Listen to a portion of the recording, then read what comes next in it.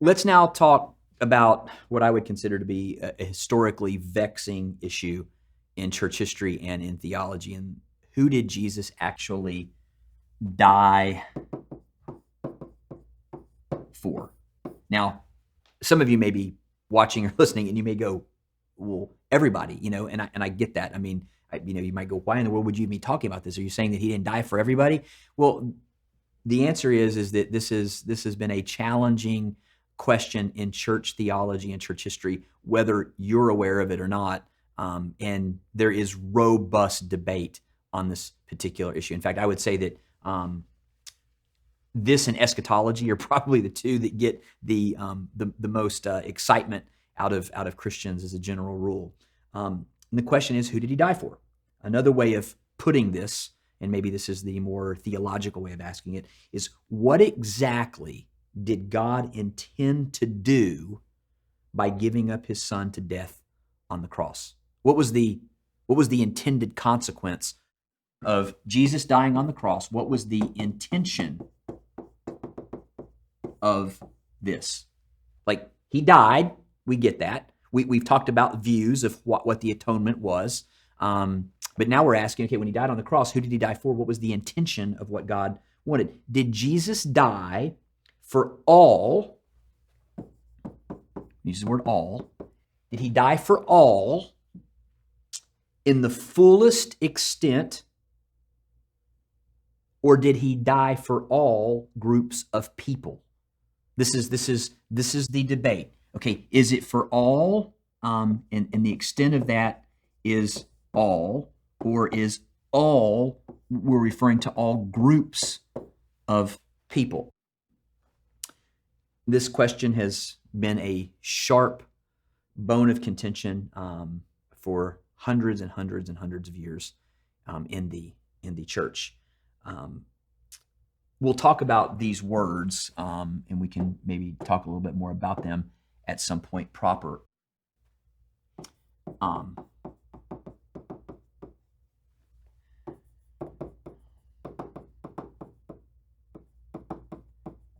These terms here, Calvinism and Arminianism, it's not Armenian, Arminianism, come from names of people. This is John Calvin and this is Jacob Arminius. Typically, this debate falls underneath. I don't like the terms, but if you're somebody who's watching this who has studied theology, you will know these terms very quickly, and you're going to be wanting to know what side do I probably fall on, or all that other stuff that we are usually looking for. My answer always is irritating to all of my students when they have what side. I'm on Jesus' side. Let's talk about this, because typically these camps, whether you're aware of these terms or not, are the camps that are fighting or warring or discussing or debating this idea of what was the extent of the atonement. Who did Jesus die for? So that being said, and just knowing those terms, I think most people, and I may be wrong here. I'm surely not perfect in everything I think and believe, but my guess would be, and this is based on just being a pastor, being a professor, and just being a Christian.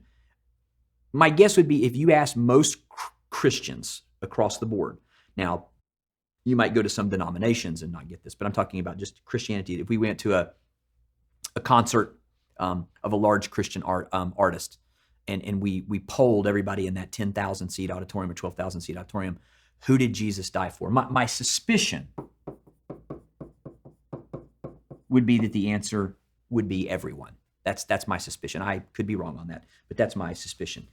This particular view, okay, that Jesus died for everyone, is what we call the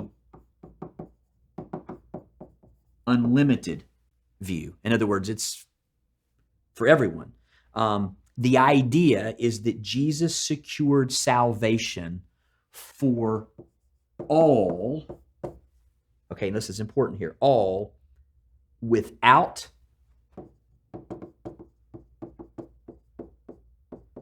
exception. In other words, all in the fullest extent of the word. That when Jesus died on the cross, okay, it was for everyone. It was unlimited. It was for all without exception. passages that would be used for this. John 3:16. For God so loved the world, and isn't the world everyone without exception? I mean, it's the whole world. I mean, he's the whole world. He died who? Jesus, the Lord, that he gave himself for the whole world. That for God so loved the world that he gave his only begotten Son. That whoever would believe in him would never perish but have everlasting life. God so loved the world, and he loved everybody without exception, everyone. And if we believe in him, we will have everlasting life. That's probably, I would say, majority of Christians would say that, yes, that's absolutely true. 1 Timothy 2:4. I think you should turn there if you will. 1 Timothy 2:4 says this. It says, he desires all people to be saved and to come to the knowledge of the truth. That's as clear as can be, right? He wants all to be saved. I mean, that's all without exception. That would be, if you're in the unlimited view, and you may go, is there really another view? It's like, this is totally clear, right? 2 Timothy 2:4 makes it as clear as can be that he wants all to come to salvation. Another one would be Revelation 22:17, and it would be the second part of that verse, Revelation 22:17. The Spirit and the bride say, come, and it says, he who is thirsty, come, and the one who desires, take the water of life without price. I mean, like, that's all without exception, right? That is the I would say probably the most pervasive view. Some of you all may have grown up in Reformed circles, or you may have grown up, in a more Calvinistic setting, and you're going, no, there's a whole nother. I totally understand. We're going to get there in a second. But most people, I think, would go, yeah, this is the only. Okay, yes, this is one of the views that Christian theologians have adopted when it comes to the extent of the atonement. Who did Jesus die for? The other view of the atonement, and this is one that may be shocking to some of you all, is that it's not unlimited, that the atonement is limited, that there is a limit to the atonement. In other words, Jesus died for all, not without exception, but all without distinction. Big difference.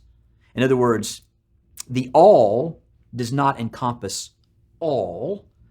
It encompasses all without distinction. In other words, rich, poor, black, white, Chinese, Japanese, all are included in the limited atonement, but it's not unlimited. That is for everyone.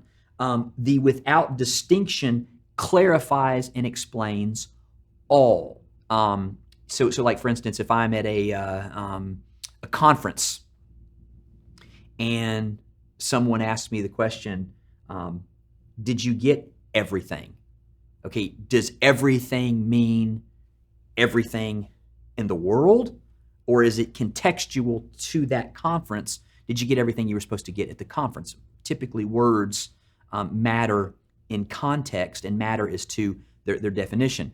The limited view would say that the word all is without distinction. It's not without exception. And passages that would be used would be like John 17, where Jesus prays for all who will believe. He prays for all in whom the Father will give him. The idea here is that there are people that have been, the penalty of sin has been paid, they've been forgiven, all of those things, the salvation has been secured, but it's for a group of people that are the all without distinction. And so Jesus doesn't pray for all, he only prays for all believers and all that the Father will give him. And so many people say that is a limited group. He's not praying for all, he's praying for a limited group. Ephesians 5:25. Paul says that Jesus didn't die for all. Paul says that he died for the church. And since he died for the church, the church is comprised of all people without distinction, but not everybody, because not everybody's going to be a part of the church. In other words, the limited idea of the atonement is that it is all without distinction. John 11, this is John sort of remarking on what Caiaphas, the high priest, had said.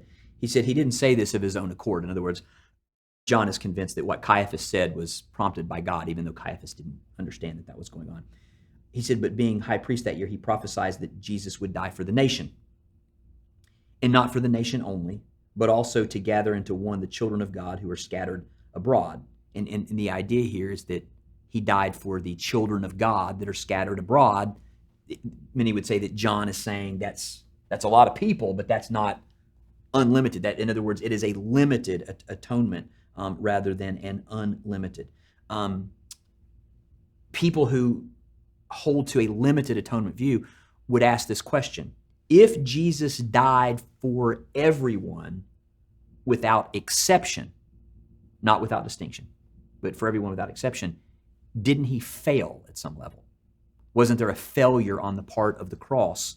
Because he didn't really secure salvation for everybody. He secured the possibility for salvation, but then that means that his work wasn't really efficacious. His work was based in potential.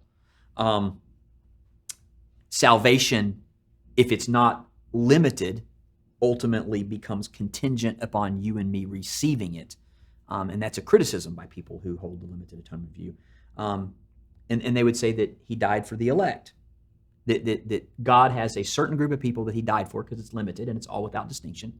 But if he died for the elect, then he actually did accomplish what he came for 100% without question. And so these two views we need to flesh out more and we need to look at, but these are sort of like the two major ideas. And so what we'll do is we have to turn to ideas regarding the extent of the atonement, because once again, there's different ways to process through these things, and this is where we'll pick up Arminianism and Calvinism, but we're also going to pick up a number of other things on the way people have tried to explain what Jesus did on the cross, because that's important to know. Who did he die for? And if he died, did he secure it, or did he secure the possibility for it? Is it efficacious? Is it only efficacious if we believe? All of these things are so important to understand because it really does affect the way we preach and teach. It affects the way we do evangelism. It affects the way that we view God as his followers. So to that we'll have to turn, and we will do that next.